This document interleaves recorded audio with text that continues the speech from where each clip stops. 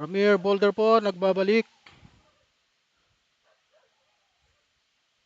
Sara Duterte, pinagsabihan ni Yusik Claire Castro. Panoorin po natin. Ang niluluto behind the scenes na Ayon po kay Sara Duterte, may may niluluto daw po di umano ang administrasyong Marcos laban sa kanila dahil nga palagi daw nakafocus sa ghost project ang PBBM administration. Ito po. syempre hindi natin nakikita dahil lahat tayo nakatutok doon sa flood control corruption. Nakatutok daw tayong lahat sa flood control corruption. Kung, kung seryoso lang talaga ang presidente, tapos na yan isang araw lang, matutulog Kung seryoso daw ang presidente, tapos na yan isang araw, kalukuhan yon. Hindi totoo yun. Walang makakagawang presidenteng ganun isang araw na investigasyon, matatapos lahat. Katarantaduhan. niya lahat ng may kagagawan ng corruption sa budget. Narinig niyo po yung sinasabi ni Sara Lustay? Kakaibang babae ito eh. Pero, well, as you can see, parang nanonood tayo ng Venezuela. Kunin ko na rin po ang reaksyon ng palasyo tungkol sa sinabi ni Ito ang panayam ni kay Claire Castro, yung banat niya kay Sara Lustay. VP Sara. Hindi ho kumbinsido ang Vice President sa isinasagawang investigasyong ito ng Pangulo.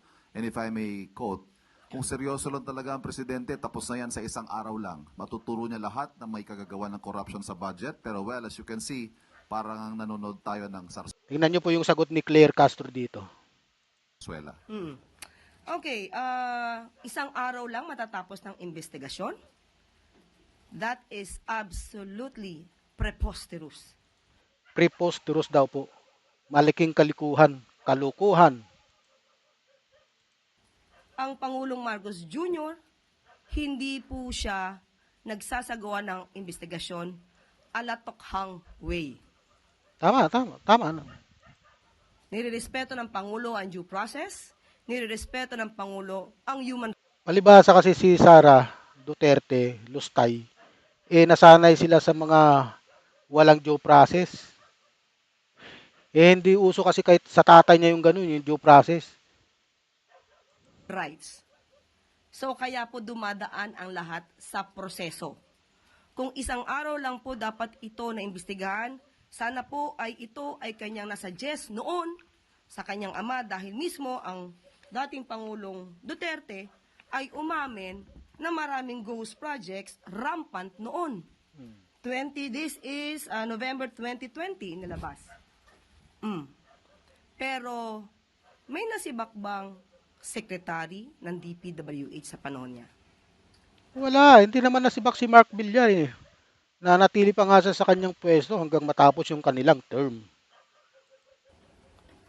So, muli, ang pag-iimbestigang ito para sa taong bayan, hindi para sa pamumulitika. Ginagawa ito ng Pangulo kahit tatamaan ang kanyang administrasyon. Yusek, magkano po ba talaga yung total budget ng flood control from 2022 to 2025 po? Meron po bang maaaring maging liability ang Pangulo dito po sa maanomalyang flood control projects? Ang 2022, kung mapapansin po natin, ay hindi po ang sa panahon ni Pangulong Marcos to ginawa. Nagsimula po sila for the 2023, 2024, and 2025. At ang lahat po ng budget nito ay makikita naman po sa GAA. At ito po ay nakapublish naman. At ang patungkol po sa liability na tinatanong po ni Ms. Eden, ano po bang liability ang naiisip po ninyo? Binabanggit po kasi na since ang Pangulo ay alam din po niya yung budget, parang ano po ba yung kanyang pananagutan din bilang Pangulo po ng ating bansa. At mukhang hindi agad nalaman. Ano po kasi yung 3 years lang na ito, nabanggit ng Pangulo itong mga contractors, ibinunyag niya yung 15, tapos nag-inspect po siya, nakita na may mga ghost projects dito sa mga flood control po na ito sa buong 3 taon ng kanyang panunungkulan po. Tandaan po natin, mismo ang Pangulong Marcos Jr. ang nagpapaimbestiga.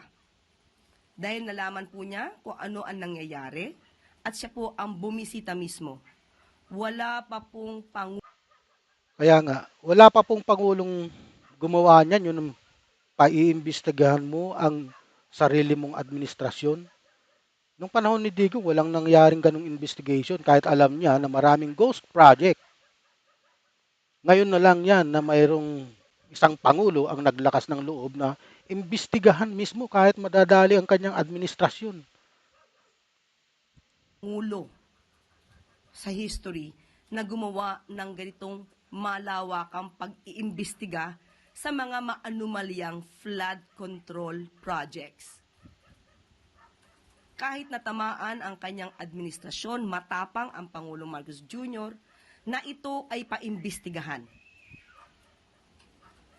At dahil sa pag-iimbestiga na ito, naisiwalat din at napatunayan ni Secretary Bato de la Rosa na ang mga diskaya ay 2016 pa pala namamayagpag para sa 2016 pa po namamayagpag ang mga diskaya nung si Digong na ang presidente, namayagpag po sila.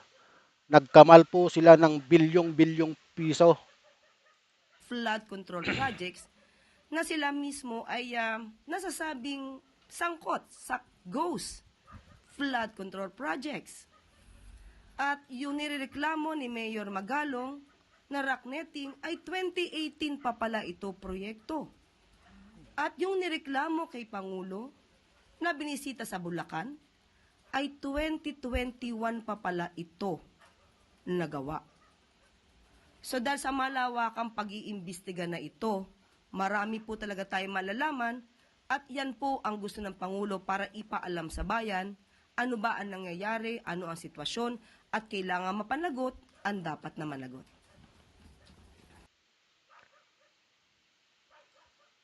Kayo po, ano pong opinion nyo sa nangyayari sa ating bayan ngayon?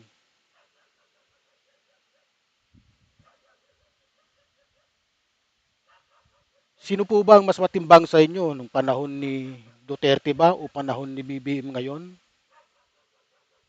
Na kahit na maraming na alam ni BBM na tatama ng kanyang administrasyon, nagsagwa po siya ng investigasyon. Wala pa pong Pangulong gumawa ng ganyan na mismong administrasyon mo, babanggain mo. Si BBM lang.